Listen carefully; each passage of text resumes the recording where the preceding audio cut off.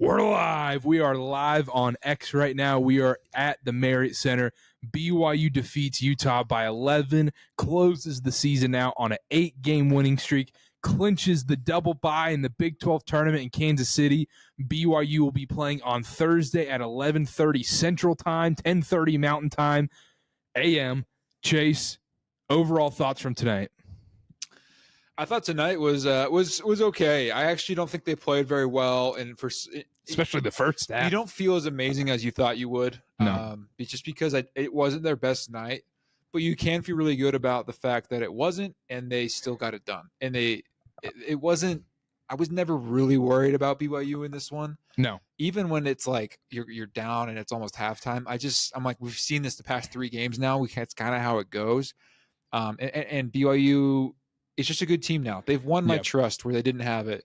So as far as tonight goes, good win. Always good to beat Utah, especially getting one back. Didn't play amazing. I think there's a lot of things to tighten up, but they got 5 days to do it until they go play in Kansas City. Yeah, I tweeted out at halftime. It was like BYU played a D-plus game in the first half, still up 4. And at that point, I was fairly confident how we knew this was going to end in this one.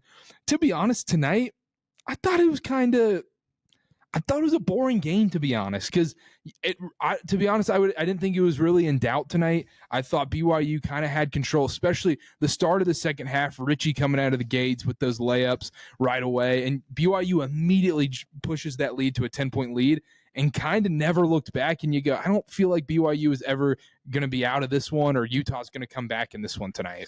Yeah, it wasn't a great game from either team. BYU, it was like a C game, C plus, maybe bump it there in the second half. C minus. They got up to 19 at some point, but then let it slip. But it really didn't matter at that point. And Utah, look, I mean, shout out our guy JT. I don't want to get dunked on because there's not even grounds for it. Utah's not good, and I don't think I'm being a hater or anything for that. They're just not a great basketball team. Dude, and they're dealing with just how it works. Their head coach got fired 2 weeks before the season when they're finishing above expectations. Yeah. And all these dudes are like, crap, we're probably going to have to find a new place because this guy's going to want to do it totally different. Yeah, so I don't think it's a hot take for me to be like, this team's not good when you're on the NIT bubble. I don't even know, CBI might be calling their name. They probably wouldn't answer that. But if you're a school like Utah right now with a new coach coming in and everything, you don't want to play in those tournaments. You just want to get straight into the portal and start recruiting. I don't think you want to mess with any postseason stuff. Hey, if you have a miracle run at the Big 12 tournament, great. Go have fun with that. After the Big 12 tournament, hit the ground running and just hop in that portal and start recruiting. Yeah, absolutely. So, yeah, if you're Utah, don't get offended. Y'all just aren't good. It's okay. Some things happening for you from the coaching staff. That's the first step. But that's enough about them. I think BYU did enough to win tonight, and that's all they needed. They just needed their get back. I think they were amped crazy. That's exactly what I was going to say. They were way too wired coming out of the gates. You miss your first 13 threes. You know something's you're just in your gut feeling like. Well, we were down on the court in warm-ups, and you could feel the energy from those guys. And usually warm-ups don't tell you everything, but you could feel it. Those guys were locked in. They were dialed in. They wanted it so bad. Everything we had heard all week was how bad each and every one of these dudes wanted this win. And they wanted it a little too bad in that first half where it just wasn't falling, man. Yeah, I mean, Trevor Knell almost banked in a 3, and you're like, dude, you are juiced right now, he brother. Was juiced. Everyone was. And so it led to a slow start. You could just see it. It's how it goes on senior night, especially they thought about this game so much and they were so ready to win. And the Marriott Center just wanted to explode multiple times tonight after big moments. Yeah. And there would be, a decent play. All right, all you had to do is get a stop in another bucket. The roof was going to fly off. And then BYU would foul, or there'd be a stop and play, or there'd be a, under 12 timeout kind of deal. Never really happened, but at the end of the day, I think what we've seen from BYU these last couple of weeks and what we've learned is they can just win in different ways. I mean, again, only shooting since we've said this, they proved it. When we said on the podcast, BYU needs to shoot at least 30% to win games. Yep. It was specific to a certain game at that point, but they proved us wrong. I mean, they shot 26%, 28%, 28% tonight. All those games I just mentioned, they ended up winning. They had an incredible paint presence, scoring 40 inside the paint tonight. especially when they got dominated like they did up in Salt Lake early in the season. Just a big turnaround. They were good from the free throw line. Shout out Kebakeda. Kebakeda had a tough night from the free throw line, but that's okay. Everyone else was awesome. He was probably MVP tonight. So he was MVP tonight. Yeah. Shout out Eric Mika, by the way. Go check out that interview if you haven't. It's not called it, man. It's not all the Utah preview. There's a ton of good stuff in there. He would win by 12. He didn't think they'd cover, and BYU won by 11. Eric Mika, everyone. Holy. Yeah, he did. He called it, and Keba with the MVP tonight. Yeah, outside of Keba, BYU went 17 of 18 from the line. Really good. That's going to win in March. That's going to win in March. And look, the Keba stuff, like, can you make free throws? Yeah. He also was plus 24 tonight, and he was the difference in this game and was easily your MVP, even if you want to look at the box score and say some other guys made more points or whatever. The things he was doing for BYU, we've been preaching it all of conference play. The defensive presence, the rebounding, and then his knowledge of where to space himself on the floor offensively. Like, he's not a guy that you give him the ball, he's going to get you a bucket. But wait, you're saying you're not going to ISO Keba? I was calling for it tonight. I mean, they should have just let him cook a little bit against his old team. But I'm so glad he got that game, man. I am too. You could tell of everyone who wanted it, he wanted it the most. And in that second half, he was getting pissed. He was getting fiery. You know, he was getting amped, and that's when he really shines. And what Keba brings that I don't think BYU has had in a very long time is someone who can grab the rebound at its highest possible point that a human can grab it at. And not a human. I don't think he's even human because he can jump so high. He gets these crazy rebounds, and on top of that, like you mentioned, his defensive presence, when guys go into the paint, when he's in the game, they're terrified. They're pooping their pants when they're driving in the paint, and they see him, they go, oh, crap, he's probably going to block my shot or at least affect it in some way. Yeah, like Ezra Asar was kind of having his way the first 10 minutes there and looked like he was due for another big game like he had against BYU earlier. And then Kevin Young even said in the press conference, like the move was just to have Keba play him. Yeah. And since that point, he was basically a non-factor offensively. 100%. Still grabbed a lot of boards. Had a good game because of the way he started, but Keba shut him down. And that's being willing to take that role is huge. He also played a lot of minutes tonight. There in the second half, they didn't take him out for like 12 or 13 minutes straight there until they finally went to Foose and then went back to Keba again. And he was able to make a huge difference. So 100%. Let's get to the chat. Massive for him. Yeah. Let's go. Drewby105 says, what a way to close out the regular season, boys. I saw where they're predicting us to play VCU. Thoughts on that? VCU just had a bad loss. You answer that. I got to respond to stuff. I think that they might be bumped a little bit, if not lower, than maybe even out with their loss to Dayton. And that was a home game. It's a quad 2 for them, and they're not in a position where they can really afford quad 2 losses like some power conference teams can.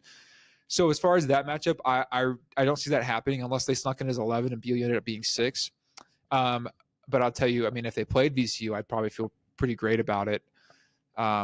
But at that point, I just don't know if it's going to be a huge possibility. Bracketology, man, it's shaking out. I think we needed the regular season to end, and then we can really, really figure it out.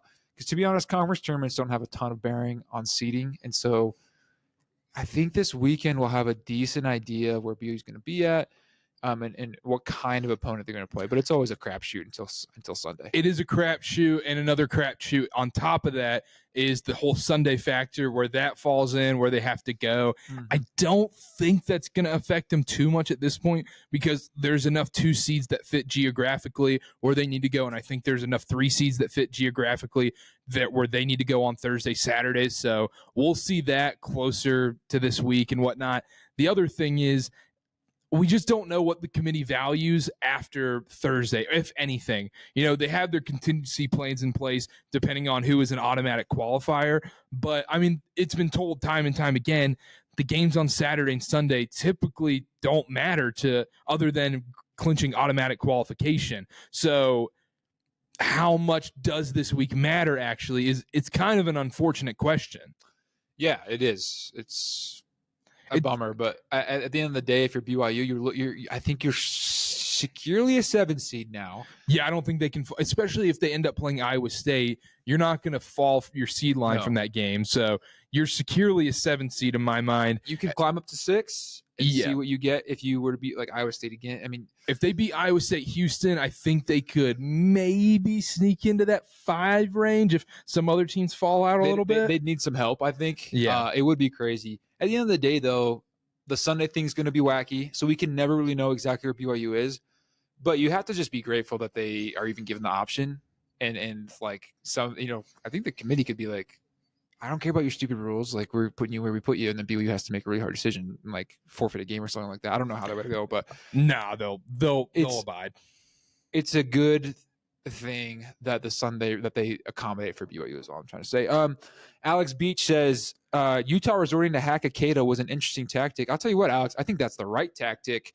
If I'm coaching Utah, I'd probably don't spoil this for other teams in March. Yeah, a lot of teams in March tuning into our pod, I know, but I probably would be doing that well before they started doing that.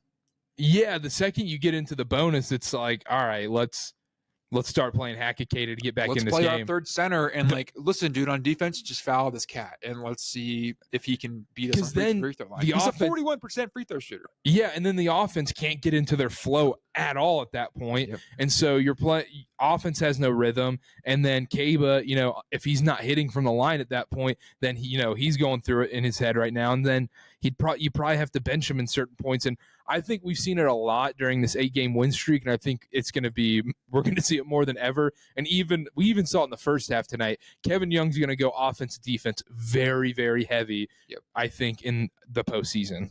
Yeah, he's got the rotation figured out at this point, and he's very good at adapting. But yeah, the Kaba thing was interesting. Let's see if teams really, really adopt that. I don't know. It's a tough one to swallow, but in a late game situation, it's exactly what they would do. Grant Farley says we should let Utah know with time what players we want so they can scout New Mexico's B-ball roster. That's the funniest thing about Cabo is he came from Utah and he's made such a huge impact on this team. Like he's a lot of guys and a lot of transfers and everyone has played their role, but the things he's been doing have been pretty awesome. Absolutely. Yeah. Nolan Mickelson says tonight Yegor was the difference. Yegor the difference Demon. Was that his last game in Provo? Yeah. Yeah, I would say so. We don't know 100%. Let's just say I'd be outrageously shocked. I'd be very surprised. I mean, he's still top 10 on almost every draft board I've seen. And if you're a top 10 pick, you think you're going to make it to that second contract and potentially get a max deal, you're essentially forfeiting $40-50 million at that point if you think you're going to be a max player. Exactly. So I appreciate everyone's enthusiasm of thinking like, what if we paired them with AJ and stuff?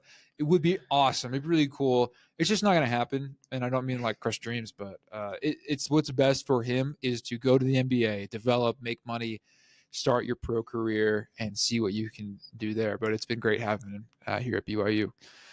Jackson, Arizona Coug, shout out our guy, says, great win, boys. We did exactly what good teams do when things aren't going super smooth. Just found a way to win, and they did it comfortably. They did it comfortably. That's the thing. And once they got to that point of we have a 10-point lead, there was never a thought, I don't think in anybody's mind, even the most pessimistic BYU fan, you didn't think that Utah had a chance once this became a 10-point game.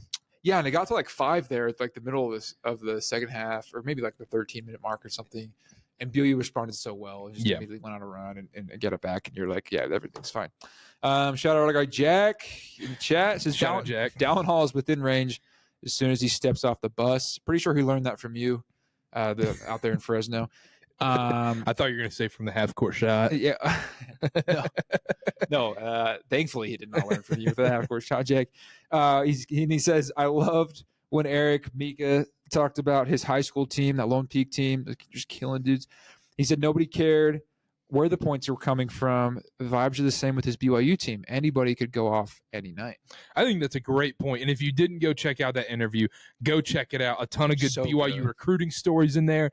Talks about AJ coming to Provo, this BYU team, and a ton more. A lot of great stuff in the Eric Mika interview. So go check that out. But yeah, no, I think Jack nailed it. It doesn't matter. And a lot of teams say that, and a lot of teams, just say the right things in press conferences and everything. You go, yeah, we don't care who scores. And, even Mika was saying it, like, it just takes one guy to ruin all that. No, every single dude on this team, nobody cares who's scoring. Nobody cares who's MVP one night. Nobody cares who got the most assists one night. They all care about, did we win the ball game?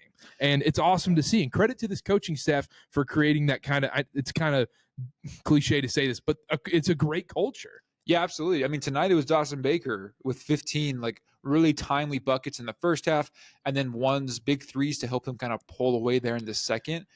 And when's the last time? I don't mean this to slight him at all, because he's a great player and he's had big buckets in the moment. But I think I'm pretty sure it's safe to say this is the first time he's led the team in scoring all season, right? And so to have him have a night, you're not surprised because you know he has that in you, but you're almost like pleasantly surprised because you're like, it just wasn't what I was exactly expecting, but it was his night, and everyone contributes. Mihailo, awesome game tonight, just being aggressive, taking on that role of playing the 4-5 and combating the double bigs that Utah was trying to run. And he wasn't afraid to pull the trigger, right? And everyone got theirs. And some people didn't get theirs what they normally did, but I promise you, they don't care, man. And I don't think it mattered because I think everybody excelled in their role in some way. Moet Mag didn't light it up on the box score tonight. He did have quite a few free throws, but didn't light it up on the box score tonight. But his defense, you could feel it in that game. Richie, I mean, he didn't even have his best night by any means, and you could still, the threat of him and his ability to drive and get into the paint and cause havoc on that defense. And then like ignite like Yegor had a decent night on the box score, also backed it up with the eye test. He was finding guys, getting rebounds. And even Dallin, you look at Dallin's box score now, he had 5 points. That's a low scoring night for Dallin. He only took 2 shots. Yeah, 100%. But he, the things he does, just being a calming presence and playing point guard, it's extremely balanced team. And some people in the chat are saying, Drew Pater says, I agree with Jack. We have multiple guys basically scoring in teens every game, which is very true and very awesome. Alex Beach is back. He says, interesting how BYU had 29 turnovers, but got out rebounded against Iowa State on Tuesday, and tonight got out rebounded quite significantly. By the way, Utah had 53 rebounds to BYU's 34. But Alex keeps going. But won the turnover battle big. Love seeing that we can win in different ways. Yeah, I mean, Utah had 25 offensive rebounds tonight. That needs to be better. That needs to be better. And I think obviously a point. 8 of those came from Asar and on his own misses. Yeah.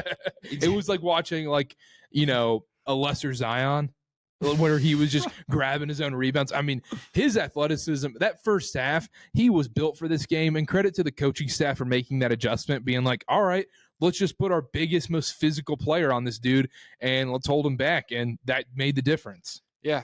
You were the difference. At the end of the day, though, the rebounding needs to be better, but we're not going to harp on things that can change. They know that things can change. But the turnovers is a big thing because you were, 30 against Iowa State, dang near it. Yep. Is bad. And tonight they did such a better job of taking care of the ball. There just wasn't, I didn't even notice. I mean, you're always going to have turnovers. There just wasn't a lot of like those silly passes that we are kind of used to seeing. It seems like Yegor's like always going to have at least a couple, Richie and Dallin, but tonight was a lot better. And I think you can thank Iowa State for teaching BYU a lesson in that sense of being so physical on the guards and forcing all those turnovers to now where BYU seems to have, it's just been one game, and it was against a much less physical team, obviously, and a less athletic team. But tonight's a big improvement in that area. But I also still think that is an advantage for BYU going into March because a lot of these physical teams that want to slow it down and muck it up, they always get caught in March because, look, NCAA tournament officials always call it tighter. They almost 95% of the time they're calling it tighter than a normal regular season conference game, especially compared to like the SEC for that matter. And these super physical teams, they get put in foul trouble. They start giving up a ton of free shots and free throws. And all of a sudden, they get put in a bad spot. I think BYU has the perfect blend of they're not too physical where they're fouling a ton, but it's not getting called because it's an in-conference game and they're letting them play it out a little bit more, kind of like a Houston, kind of like an Iowa State, who have struggled in March Madness because of that. Yeah, absolutely. I thought something was really interesting in the Eric Mika interview. Again, we can't plug that enough because it's really good. He talked about how he went and visited Kentucky and Pope. He watched that Kentucky versus Tennessee game. It was like mad physical. And then Pope said something really interesting. He's like, yeah, like we adjusted and it was great. We just told the guys to be super physical. Like 2 forearms rebounding. But he's like, come tournament time, this whole league, referring to the SEC, he said, is screwed because it's going to be officiated completely differently. Now, don't take that into stock. I think the SEC is still going to do pretty well in the tournament. Yeah, especially if you have 13 teams getting in. I'd hope you have about half of them in the Sweet 16. Exactly. But he did have a point where you got to be able to adjust the officials. And tonight, and we don't need to complain about the officials, the games, whatever, but they really lost control of the game, super inconsistent. And as BYU, if you're BYU, you need to continue to adjust to that, right? In the second half, the plan was, let's just go get our heads down and get to the basket. It started with Richie and Yegor followed and everyone else. And going into rivalry games, referees almost always come into them saying, we're going to call it tight. We're not going to let things get out of control because tempers are high in this. So they usually call it tight in a lot of rivalry games typically. Tonight was, and it was on both sides. I'm not saying BYU got screwed on a bunch of calls or anything like that.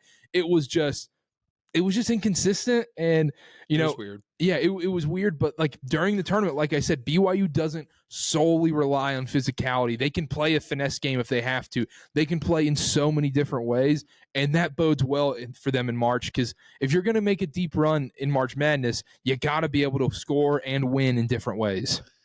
Yeah. Absolutely. The officials were just getting fooled tonight. Like they were falling for flops, and they were letting the players influence them too much. Were you watching the Celtics-Lakers game? Yeah, we'll talk about flops. The Lakers. Jack says the narrative that Yegor might come back to Provo needs to stop, and we shouldn't hold it against him. No, and I think BYU and BYU folks should wish for Yegor to go to the NBA, because I think it's going to look awesome as a recruiting pitch going, hey, we just sent off a top 10 pick as a one and done. We can do that for you. That's a great recruiting pitch. That's what Duke sells. That's what Carolina doesn't sell that anymore. That's what Kentucky used to sell under Calipari. Kansas. That's what those top blue blood sells, that we will make you a top 10 pick in the NBA draft. Absolutely. Yeah. If you're a BYU fan, I think you love the idea, but root for Yegor to go get drafted high and play well. And have a great career. Yeah. You know, if he goes out and has an awesome rookie year, that bodes so well for BYU for the future, and how he, treats the program and how he talks about the program on future interviews and everything like that. It's such a positive. Absolutely. Nathan has a good question. He says, Cannon hit 17 points against Ole Miss in November. Does his style fit the SEC better than the Big 12? Do we miss out on 17 points in an NCAA tournament game with him out?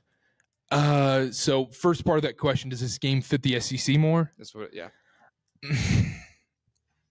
Yes and no. His game doesn't necessarily, I feel like, ironically, I think he would fit very well in a Mark Pope style offense where it's, hey, don't think, let it fly. Just run and gun and let the thing fly. And the physicality of an SEC team would be pretty tough for him. He's got to mature and get a little stronger for something like that. I don't know if a particular conference necessarily fits his game because he's so streaky. I know, and I think conferences change a little bit depending on the players. I feel like the SEC right now is very pro style just because they're loaded with dogs, and the Big 12 and Alabama plays that certain style as well, and same with Mark Pope in Kentucky. The Big 12's become like super scrappy and physical. It's always had that reputation, kind of, but. Did the Big 12 even have a reputation before the whole movement came in? It was just the Kansas Invitational every year. I mean, Iowa State's won 5 of the last 10 Big 12 titles. Yeah, but not regular season. No. Yeah. Kansas won it 15,000 years in a row. I mean, that's true. They just always had that rep of like being super tough, I feel like, but maybe I'm And what was the second part of that question? Do we miss out on 17 points in the NCAA tournament game with him gone? I mean, and is he out? There's been no official report, but wasn't dressed tonight. He's walking totally fine. There's no brace or anything, so I don't know what it is. I saw a report saying he was day to day. We don't have any info on it clearly because I'm asking the question right now. If he is out, I think that is a loss, but I think BYU can overcome it. It's just nice having a guy like that where you go, he could be a flamethrower on this night and totally change the trajectory of this team. Yeah. And I mean, Kevin Young's talked about that multiple times where based on how Cannon plays, that can put their ceiling to go as far as they possibly want in March, or, it doesn't necessarily hinder them a ton, but I feel like it's just a positive if he's available. Exactly. So saying like, oh, we're just knock off 17 points is obviously not what you're saying exactly.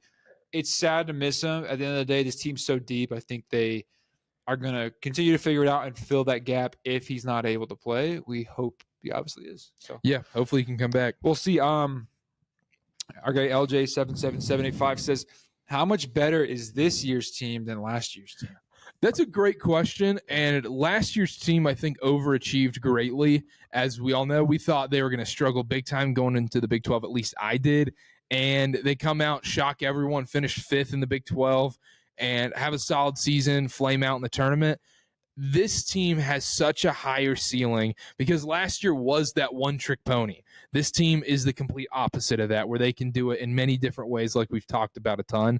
And so, yeah, I think this team is just flat out better. We said that even in the offseason and in our previews and everything. There's just a lot more talent on this roster. It's funny, we and size and athleticism. Yeah, we have a really fond memories of last year's team, and they were awesome and great players, and they had a really good season. Super fun style. What we forget, like this year's team has a much better conference record and has won better games and have more impressive wins. And we're like, oh, BYU was a 5 seed. Like BYU benefited from an insanely easy non-con where they absolutely cooked the analytics. They were number 2 in the initial net. And so they were really blessed when it came to tournament seeding and all that stuff with that in mind. But this team has performed better in conference. They've beaten better teams and they've done it more consistently, especially obviously here this stretch. I'd put the line at last year's team versus this year's team. This year's team's favored. I'd say 4.5 to 5.5 points. Yeah, that's what I was thinking. So this team's better, and I think just because of that versatility and because of how they are able to adapt is the reason why. But last year's team, if they have one of those nights, then they would beat this year's team. It's just for sure. It's dependent on if they have one of those where they shoot 40. If they shoot 40+%, then they were beating anybody on that night. Yeah, absolutely. So that's what was fun about this last year's team. What's fun about this year's team is you don't even have to do that. You can still win big games. Yeah, you don't have to rely on the 3-ball. Totally. Yeah. Very good question. Jack says, I'm still floored they just gave that dude $1,000 and he didn't even have to do anything. Yeah, so if you weren't at the game or you were watching on TV or whatever, the Powerade, they usually have a student go out there and shoot a half-court shot for $1,000 or whatever. And shout out to our guy, Jack. He barely missed his half-court shot earlier in the season. And barely missed the old lady in the 4th row. Barely missed the half-court shot earlier in the season. And tonight they're just like, hey, man, you just want $1,000? I wonder if they had to give it away as like a Jack. I think Jack's an accountant. He's working there. It might be like a tax thing where they're like, we had to give this money away and not enough people hit. Like we can't leave it to you guys to like we budgeted out that we are going to be able to have this on our write-offs, that we gave this $1,000 away. We just have to give it away at this point. Probably. Bro, what happened? He says, yeah, Jack, he kept going. He said, saw my half-court shot and said, LMAO, this might be a safety violation. Love it. Liability concern. Nathan says, we're talking about the SEC there. He says, I also think the SEC will adjust to the tourney just fine. Haha, very true. And then our guy LJ Luther says, I think the very best SEC teams will perform, but outside of the top 4 or so, I think they'll be just like everyone else. Yeah, I think that's fair because also the better teams win in March. Like you usually like, and that upper echelon of SEC teams, Auburn, I know they're on a little bit of a skid, but I would be very surprised if they weren't in the second weekend. Florida, I am extremely high on this Florida team. I think they're the second best team in the country behind Duke. And then Alabama, we saw what Alabama did at Auburn today. That's a team I would be very surprised if they weren't playing in the second weekend. And so then on top of that, you have Tennessee. They have so many good teams. But then you get to the point of, okay, what can Arkansas do? They're a little dangerous. Calipari's won in March before. He's also lost a lot in March before. Then you've got, okay, Texas, Oklahoma. They're likely going to Dayton if either of those teams get in, or Georgia. Can they get weirdly hot? And then a team like Ole Miss, Chris Beard, great coach, but not super, super talented. They just play a really good system and play super hard defense at Ole Miss. So I agree with that. I don't think it's going to – I think the conference we need to look at for that is more so the Big Ten, because the Big Ten is going to get double-digit teams in. And to be honest, I would be genuinely shocked if anybody outside of Maryland was in the Final Four. That was great. That was really good right there. That was the old Carter. Yeah, shout out. If you want national college basketball coverage, go check that out. It's the best stuff. I agree. I think the SEC, you have 3, like you mentioned. Those guys are awesome. And then there's a lot of dangerous teams. I wouldn't be shocked if there's like a frisky, I don't know if it's like Mizzou. I don't know who that team is, right? But I feel like they're dangerous and have the potential. Mizzou's a weird team. They're weird. Very weird. Nathan Hot Take says, Miro, is it Miro? I don't know. Miro Little just flipped his head up anytime he wanted the refs to call a foul, and they cashed it every time. Yeah, he did the, I like to call it the RJ Davis head bob. Tyus Jones used to do it at Duke. Chris Paul ruined a generation of point guards because they all do it. And the refs fall for it every single time. You just pop your head back. I almost lost my hat because of that.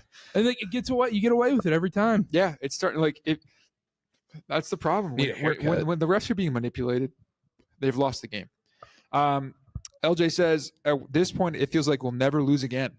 I love it. But if we were to lose to Iowa State in the Big 12 tourney, what seed will we be on Selection Sunday? And what if we win one game? Good question. So if they win one game, I really think BYU ends up being a 6 as long as everything aligns with the Sunday rule. Because then that is so many Q1A wins, especially that's beating Iowa State fully healthy on a neutral court, saying if they did, beating them on a neutral court and on the road. Then you also beat Arizona in the McHale Center at Kansas by 34 points as well.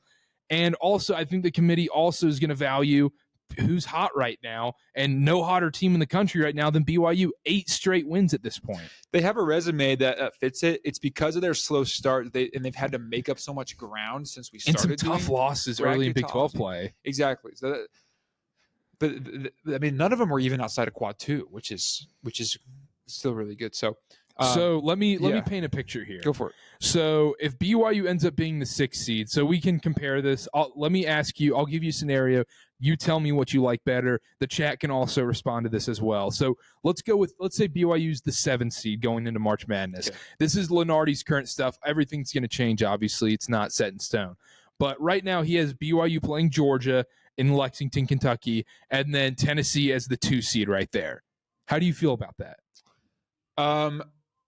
Playing 2 SEC teams in a row is tough. Yep. I think they're the best conference this year, and it's a different style, and BYU would have to really be prepared for keeping up with both those teams' athleticism and speed and that style of play. So I don't love it. Okay, now let me paint another picture, and I think this is a much better picture. All right. Not just because of the matchup, more so everything involved. Let's say BYU gets that 6th seed. Let's say they swap spots with Illinois right now. So they'd play in Denver. They would be awesome. Denver is where BYU wants to be. You have the advantage with the altitude and everything. BYU versus UC San Diego. UC San Diego, KenPom darlings of the mid-majors, low majors, honestly. I think they're 32 in KenPom right now. It's a tough opponent. It gives you Duquesne flashbacks, but you get to play in Denver, and on top of that, your 3 seed would be Texas A&M at that point. Which one would you rather have? Oh, my gosh. I mean, give me that. That one sounds amazing. That sounds amazing. And I think you look at the other 3 seeds right now, St. John's might sneak up into that too, but you're looking at A&M, you're looking at Kentucky, you're looking at Iowa State, and probably I think St. John's might end up to a 2, and then maybe a Big Ten team in there. The 3s are a much better, and I know you're looking ahead, and you always have to worry about that first-round matchup, and the 11s can be very, very frisky. BYU knows that all too well with the UCLA stuff and that weird COVID season, but some of these 3 seeds, I'd much rather play them than having to go against Tennessee. Texas Tech, they probably wouldn't match BYU up with if they can avoid it. But they've only played once. And you're deciding between Tennessee or Alabama. I'd much rather play the 3 seeds, in my opinion, even though I think Tennessee's a more beatable team, but I don't want to go against a physical team like that, which is kind of contradictory to what I said a little bit earlier. No, 100%. Yeah, couldn't agree more. I think if you're BYU, it'd be great to avoid any SEC team, honestly. I think you're not going to find someone in the Big 12. If they got if they were able to find a mid-major or like a Mountain West team, I think BYU would be able to play and dictate that style of that game, which would be huge for them. But this is all a moot point because you never know what it's going to be. Yeah, and if you're in that 6th spot, that opens things up where you're playing against an Indiana who's on the fringe bubble. You're playing against one of these Mountain West teams like Boise State or San Diego State who are on the fringe bubble right there. I think you're much happier playing those teams than a potential matchup against Arkansas or a potential matchup against Georgia. And they wouldn't get matched up against Baylor. Or if they dropped one of these like Creighton. Like, I don't want to play Creighton in the first round. No, I absolutely do not. That's what I'm saying. You kind of prefer more of a team that or Vandy. Vandy's freaking good. Comes out of no. Yeah, I'm gonna be honest. I'm scared of all the SEC teams. They're a dang good conference. Our guy Nolan says this team was picked to finish 9th and are tied for 3rd technically with a tougher conference schedule. Talking about the last year versus this year team thing. Yeah. Nathan says Karter means Florida is the 3rd best team in the country behind BYU and Duke, right? Oh, I like that. Love it. And then Jack says, who will Karter pull for in the inevitable Duke BYU matchup? Pause. I'm an unbiased journalist, Big J journalist. I don't have to answer that question. He got you. I would just hope for a great game. I went to BYU. I'm a BYU alum. Obviously, grew up near Duke, about 50 minutes away from campus there. But it would be BYU. I'm an alum there, but I'm an unbiased journalist. I don't pick sides in these matters. I know we're extremely, extremely unbiased journalists, Chase, Yeah, I mean, we are. It's the name of the game. We're really good at it. Alex Beach says it looked like Utah was getting away with some illegal screens that led to open threes. Were they illegal screens or fair plays? I do think there was a couple that were missed. You were calling those out during the game. And like as a former big man, like I got to shout out those guys because there's some cheeky things you can do to get away with them, and they were getting away with them. I didn't know you were Draymond Green. Maybe like 2 or 3. Ironically, the one that they did call, I thought was actually a pretty solid screen. Oh, the one where Trey Stewart flew back. Yeah, he got rocked a little bit. Yeah, I thought that was a super clean screen. Yeah, so very ironic. I almost felt like the refs, it was like a makeup call because I think they had blatantly missed one, just a couple positions. Yeah, I felt like every call was just a makeup call because they're like, oh, we missed that one. All right, let's get that one. We're like, well, that wasn't necessarily that, That's when if they're just having to make up calls, that's when you're having a bad game, as the stripes goes. Nathan says, I underestimated Mag's importance to the team when he joined the starting lineup. Do we need a new Mag for next season? Yes, 1,000% yes. I know AJ's coming in, but you don't want to put AJ in those situations that Mowat Mag is being put in because you want a guy like Mowat who's spending all their energy on the defensive side of the ball when you want AJ working the offense. Yeah, absolutely. He has been one of the biggest impacts of the season. When he entered the starting lineup was really around the time of the turning point. It's obviously not all down to that, but the things he does for this team are like you can't even put it into words or measure it. No, because there's no stats for it. It's just flat out. When you watch the game, their best player that can handle the ball is getting put on by a seatbelt. Absolutely. And so just that effort, that drive he has. BYU, I think you always need guys like that on your team. Do they need one specific like that? I don't know if they need to like cover up, but you always need guys like that. So the answer is yes. Yeah, and it's a bummer he's a senior, man. Yeah, and it's weird because you'll think about the fit next year where you go, okay, AJ will probably play the 4, and then you have Cabe at the 5, then Richie, Dallin, maybe some transfer guys come in. So I would expect 2 to 3 transfers to probably come in next season. For sure. That's just how it works. That's the nature of it. So yeah, I wouldn't be surprised if they like go to the transfer portal for the next Mowat Mag and just see like, can we find someone who plays similar to him to complement these guys. Big shout out to him and to all the seniors. Between him, Trey Stewart, Trevin Knell, Fus Traore, gonna miss all those cats. All 3 of those guys, other than Mowat, were here for a long time, stuck around through ups and downs, different coaches, all this stuff, and they all have had moments for this season. They all had kind of moments tonight. Yeah. Which was pretty fun. Now Trey getting that big block and stuff was pretty huge. And so it's bittersweet to have them leave as always, but we're excited for their future and couldn't be happier with the group of seniors. Yeah, Great absolutely. dudes. Shout out the seniors tonight. Yeah. Nathan also says Denver would be hard to not buy tickets for. You're telling me, Nathan? That's another reason. Like they'd have a big home presence. I feel like they would have a huge. I think they're going to have a decent home presence anywhere, but Lexington might be tough with those SEC teams going there because Auburn and Alabama would be there. They'd probably take up most of the tickets, but yeah. Wichita might be tough too. Wichita's a brutal place to get to. It's just still BYU. They'll always have cats behind them. Jack says there's a Chili's in Denver. I'll be there. Shout out the Golden Flame. I think he said some wing place in Colorado. It looks fantastic. I looked it up. If BYU goes to the second weekend, I have committed. I will be there. I've also committed. We do have to sadly announce we will not be in Kansas City though. Yeah, it was not in the cards. It's okay. We're saving that for. Hopefully. We will be doing live reactions right after the games this week. So let's do a quick schedule update right now. Monday, we'll have our Big 12 tournament preview thing coming out, all that good stuff. That'll be out Monday morning. And then after games, if BYU wins, then we're going to do an immediate preview. So let's say Thursday they beat Iowa State. We'll live react to that, and then we'll do a preview of likely the Houston game immediately after, and it'll be all in one episode. Yeah, can't wait, man. Like, this is March, and it's a grind for us too, but it's like the best time. So we're gonna be I won't be sleeping as long as they win, man. We'll keep doing these. Wife's out of town for a good chunk of this week during conference tournament week. Yeah, like every episode with you now, I think you've. Like over the past 7, you've made sure to mention that your wife's out of town. Yeah, well, I don't blame you. No, but it's just funny. I mean, it is kind of a flex, though. I'm not gonna lie. No, that's what I'm saying. Like, we can't all be you, man. Okay, all right. We don't have to do that. This guy's living a blessed life. I love her. I love her, by the way. Hold on a second, everyone. I forgot to mention something. I'm embarrassed. Today is Karter with the K's birthday. It's not. It's March 9th right now. It is Carter's birthday today. I mean, it's technically past midnight, but can we get a big birthday shout out to Karter? Let's see some happy birthdays in the chat. Happy birthday, big dog. Appreciate it. Shout out everyone in the chat. Thank you, everyone, for the birthday wishes. Went to Chili's today, pregame meal. I watched the first half of Duke Carolina at Chili's, and that wasn't sustainable for many reasons. And I don't. They were like, "Do you want them to sing to you?" And no, I don't want to be sung to. I don't want to do all that. Did you get a free dessert? No, I didn't. I was full.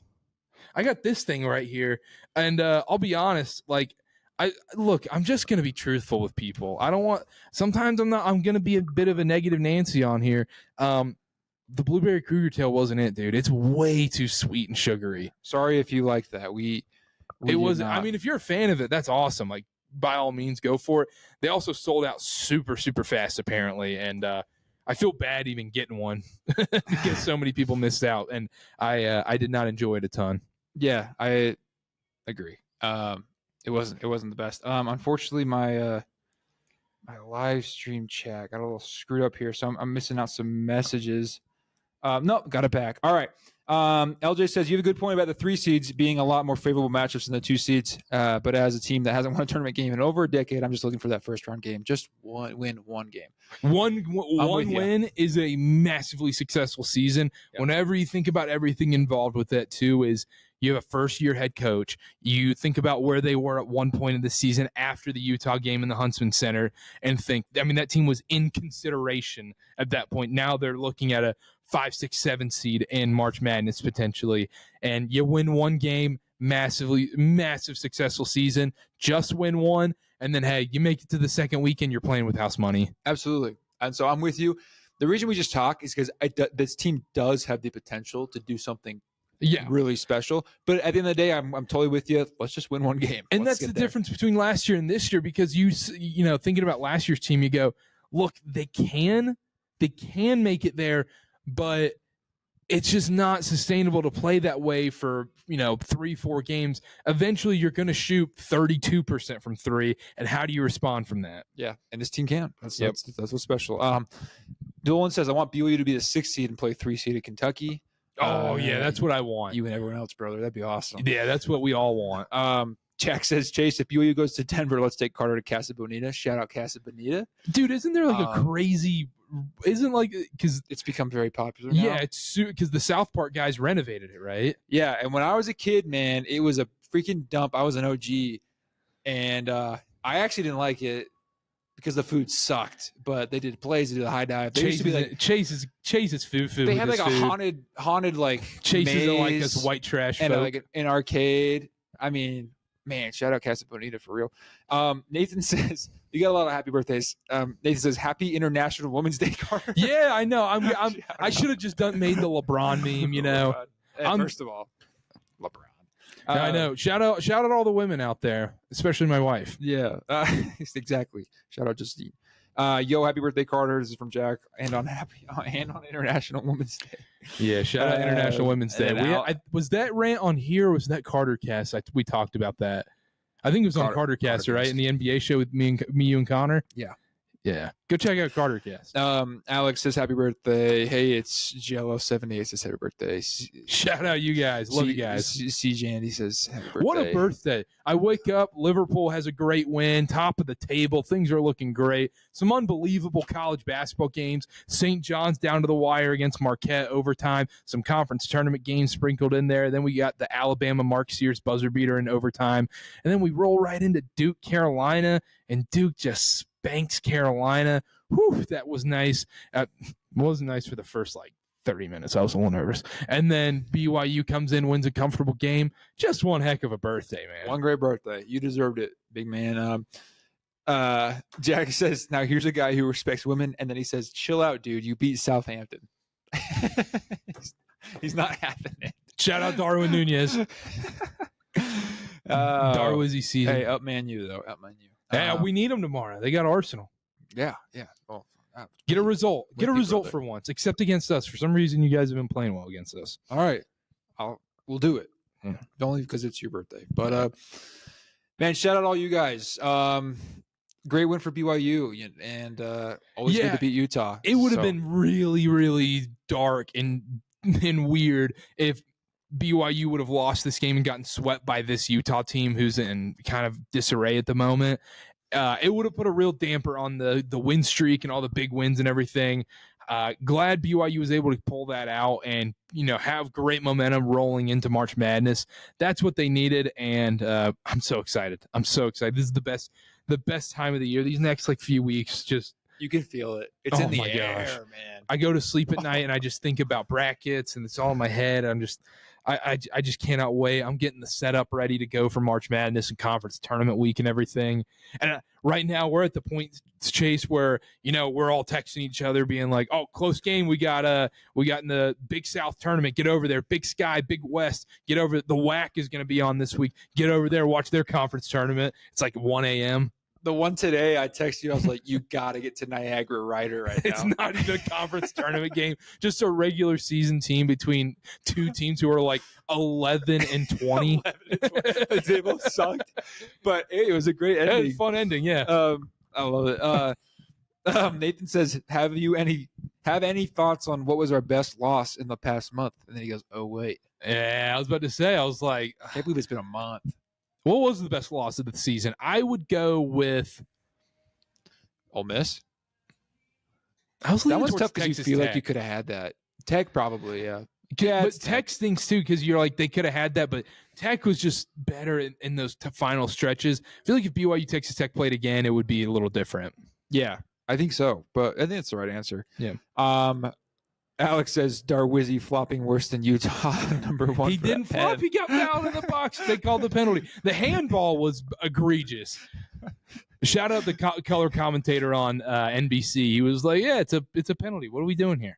Jack says, "Wait, Chase, you're a United fan? Listen, Jack." No, he did. No. Time out. He just does it to mess with me. He stole my bit. So I have a bit where I say I'm for baseball. I say I'm a Mets fan. I grew up in North Carolina around a ton of Braves fans, and I never cared about baseball. I still don't care about baseball. But all my Braves fans were like, "Well, why don't you just become a Braves fan or whatever?" I was like, "No, I'm a Mets guy. I love the Mets." And then Chase, he knew that bit going in, and then he saw how much I like Liverpool. He's like, "Yeah, dude, up Man U." And then it's just been a bit this whole time. I don't know if I copied your bit, but name I was one player on Man U. Oh, I can't. Are their colors red? I don't know crap about them. I just love to say it because I should start to get into some football, as they call it. Man U stinks. Do they really? They used to be good. No? Get into some Nottingham Forest. Didn't Rooney used to play for Man U? Yeah. See, I know my stuff. You played some FIFA 12. Yeah. FIFA 12. Exactly. Nolan Mickelson goes, who's BYU's best assistant coach?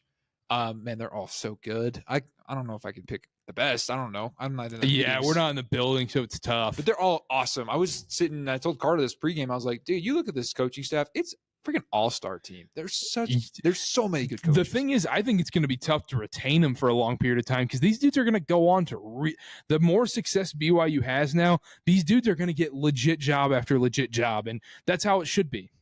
That's the sign of you having a great coaching staff. Yeah, and man, they have some really, really good ones. I mean, like not just like really good coaches, good minds, although they all are. Also, some like freaking legends. Yeah. Like, what did you make of the game? What did you make of Kevin Young in the press conference talking about? He was like Trevin Knell is going to make a great coach one day. Yeah, I don't know. Maybe he's trying to tell him something, push him that direction. Yeah, I don't know well enough. I just thought it was interesting. It's cool for him. It's cool for him to see what he does with his career. But Jack says, Chase, you strike me as an Everton fan. Go check them out. Everton and Liverpool are like half a mile apart. Like, so they hate each other? Yeah. All right, go Everton. Up Everton. Yeah. Why do you like Liverpool? Tell us a story about like why you picked them. I'd watch their games on Fox Soccer Plus, and I had a lot of fun watching Steven Gerrard and Fernando Torres. Shout out Rafa Benitez, and fell in love with Liverpool around 08, 09-ish. And then I've missed probably a dozen games since. Watch every single game, so fair enough. You mean match? Yeah, that's fair. 5 a.m. wake ups for these games. Oh my gosh. I don't know. That's the one thing the West Coast stinks for, soccer. Not a big deal for a lot of people though. Yeah. Waking up for that 5:30 kickoff is brutal. Yeah, I mean, I can't say I would really know. I used to be really into rugby because I served in New Zealand. It's just hard to watch now. You have to have like some insanely weird subscription. But yeah, it was bad. It was like 2 a.m. Alex Beach says, you're an El Nino fan? Oh, yeah. Fernando Torres, yeah. He says you're an El Nino fan? Yeah, shout out El Nino. Well, bit of a traitor, but yeah. I mean, it's Steven Gerrard is why I fell in love with Liverpool. All right. Well, good to know. Shout out Steven Gerrard. Shout out all of you guys. That slip, and I still think about that slip like maybe once a week. Yeah, me too. Even though PTSD. I'll just be like brushing my teeth. I'm like, if he just didn't slip, if Iago Aspas didn't have that awful corner against Chelsea, I still think about you, Demba Ba. And this is now a European soccer podcast. Jack Carpenter says, about to get clapped by Bournemouth tomorrow. I don't know who that is. And then Alex Beach says Suarez better. Suarez is better. That's one Suarez season, 13-14 Suarez is one of the greatest players. Chase, I know people listening to this are going to be like, we do not care. But Chase, go watch 13-14 Suarez highlights. It is, I mean, it's better than any basketball highlight. It's unbelievable. Better than Messi that year? No, Messi is just Messi. Messi. Ronaldo? No, like Ronaldo's the best human I've ever it's what I think Ibrahimovic said this. Ronaldo's the best human I've ever seen. Messi's not human. That's how good he is. Messi's if someone says Ronaldo's the best player of all time, that is the ultimate telltale sign they don't know ball. Messi is the undisputed GOAT. Undisputed. No one's better than Messi, but that one Suarez season with Liverpool carried them on their back. I mean, Brendan Rodgers was the coach. Sterling was so young. Sturridge was dirty too. Yeah, we could go all day talking 13-14 Liverpool. Oh my gosh. Teenage Mutant Martin Skirtle. Alex Beach says, I'm a Barcelona guy, so I'm biased. Barcelona, shout out 2019 Barcelona Liverpool Champions League semifinals. Go watch those highlights if you want to feel something.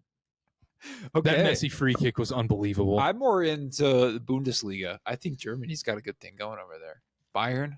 Dortmund's a good time. Leverkusen, Xabi Alonso, even though he fell 3-0 to Munich, first leg of the Champions League. You're acting like I don't watch ball, man. No, that's not what I'm acting like. I'm just saying. You want to talk? You want to bit about Bundesliga. You want to talk about the Australian Open next? We could do that. Yeah, you're a true sicko. He's a true sicko, folks. Except baseball, dude. I just can't. Man, guys, the chat, we could go on about soccer all day. Jack says 2019 wasn't a handball, bro. Hashtag Coys. I don't know what that means. Alex, Liverpool beat him in the Champions League final. Okay, and it was a first-minute handball. Okay, and then Alex says, I was in Barcelona for that game. I saw the Messi free kick live. What? That's crazy, Chase. Even I think that's super dope. Look it up. It is one of the most pretty free kicks I've ever seen in my life. What is it? What year was it? 2019. Barcelona goes up 3-0 in the first leg. Liverpool comes back 4-0, beats them at Anfield. Corner taken quickly. Origi.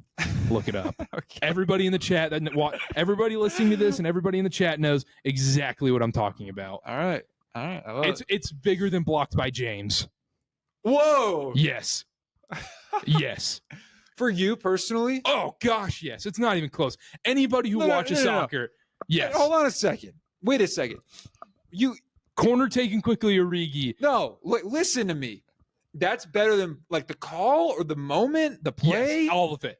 All of it. I promise all of it. Are you being dead serious? I'm being 1,000% dead serious. Is anything in the NBA beat that for you?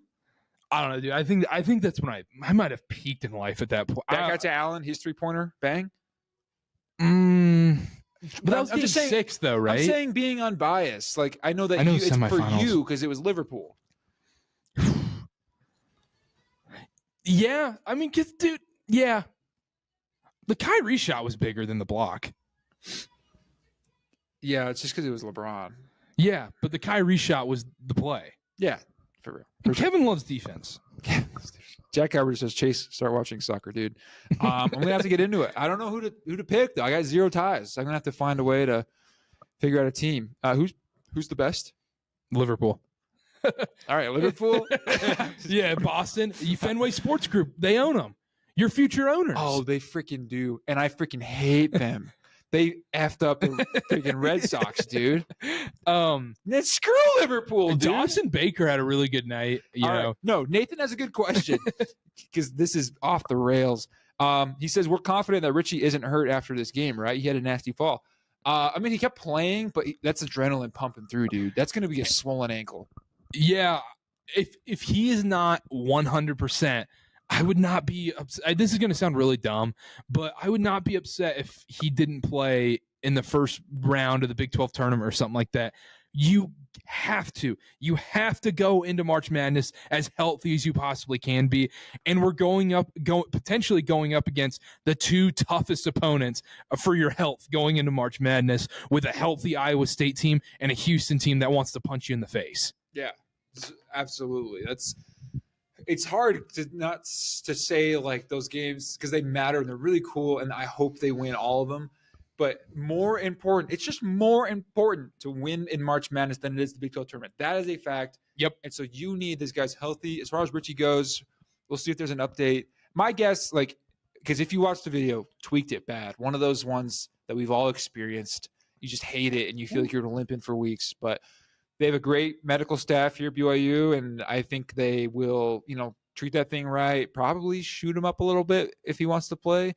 And he'll be all braced and ready to go is my guess. It's not serious because he kept playing. I would be surprised if he sat out, especially knowing how Richie plays and who he is. Yeah. All right. We want to wrap up with some chats. Yes. Well, they're all about soccer. Maybe Jack says maybe I'll just do a random live stream during conference tournament week. Just on soccer? I'll just do anything. Just whatever, we'll just get wacky. We'll just start yakking. I love it. He says Messi is the GOAT, but there will be another Messi before another Ronaldo.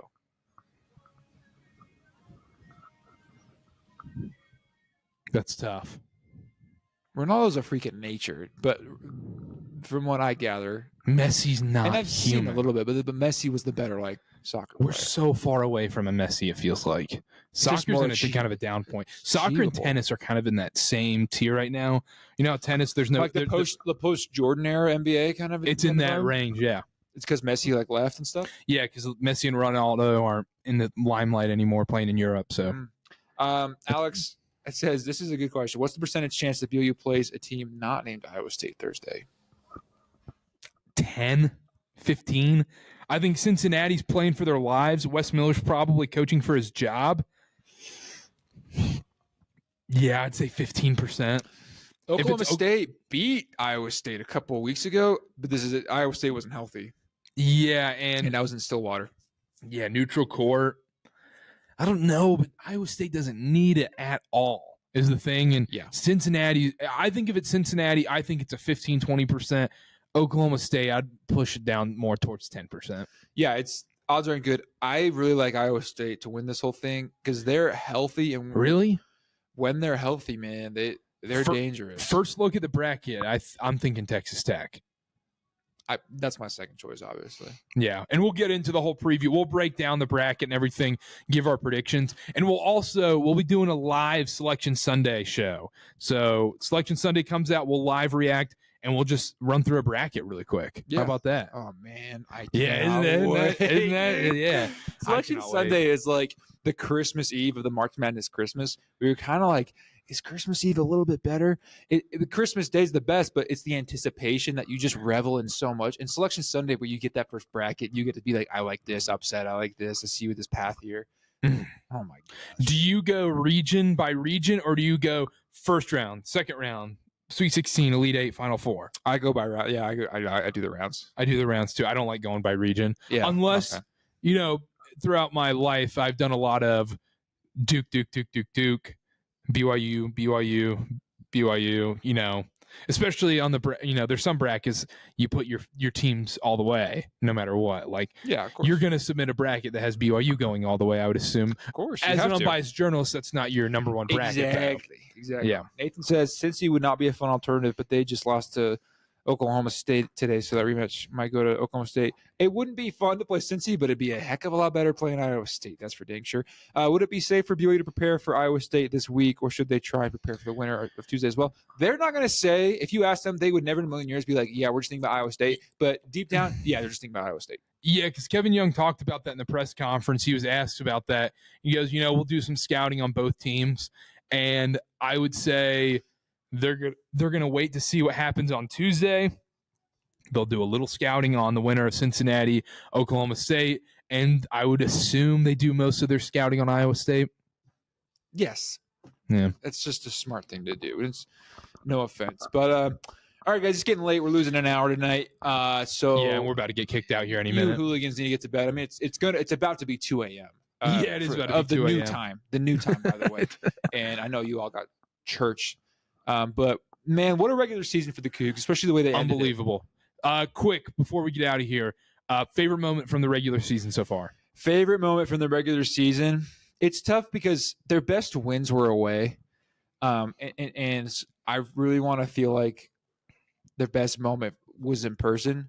So even though it wasn't their best win, the feeling at being up almost 40 against Kansas was the best moment. And really where it came to fruition of like who this team was. They just played amazing. And you just saw it all come together, and you're all of a sudden like, yeah, this is what we thought they could be. This is special. Yeah. I would go with at Arizona. Like you said, being in person does make a big difference. And, I mean, we all know that Arizona game, heavyweight boxing match. And, yeah, exactly. Yeah, and shout out the Arizona fans. It was special. Alex says 9 a.m. church hates to see me coming. I think you hate to see 9 a.m. church coming. I have state conference tomorrow. Do I go? Type in the chat. If there's one no, I'll sleep in. And then Jack says, bad day to be a generous fast offer. Especially going into March Madness. Well, the craziest part is BYU's success is actually tied to your fast offerings. So that's it. We needed to no happen. Comment there. We needed to happen. But that's it from us. Last game here at the Marriott Center. It's bittersweet because what a way to finish it off. 8 straight wins. Unbelievable night, unbelievable year. Thank you to everybody that's listened. Thank you to everybody that's followed. Thank you to all you guys in the chat. You guys are the best. Love you guys. Make sure to subscribe at Churchball Pod on all Apple, Spotify, wherever you're listening. At Churchball Pod on all social media. And we will be doing a ton of live reactions. This isn't the last you're going to see of us. We're going to be here throughout March Madness doing live reactions, doing previews, the whole 9 yards, and all March Madness long. And hopefully we get to see a deep special run. Hopefully we get to go to the second weekend, Chase. Maybe we go to San Francisco. Maybe a little New York City action. Some little travel pods, man. Yeah, do a little pod from John's of Bleecker Street in New York City. Man, that pizza, hot dang. We do it for I wouldn't mind going to San Francisco either. I'd prefer San Francisco, to be honest. Wouldn't be mad at all. I wouldn't be mad at all. But hopefully they make it far in the tournament. We have a lot more to talk about and a lot more episodes to come. But bittersweet last night at the Marriott Center. Until next season. But we will be back Monday morning, Big 12 tournament preview. So go check that out. We'll also be doing all conference tournament previews on CarterCast. So go check that out as well at Chase_Rogers0, at Karter BA, at Churchball Pod on everything. Field of 68 Podcast Network is where our YouTube videos are. Go check that out as well. We'll be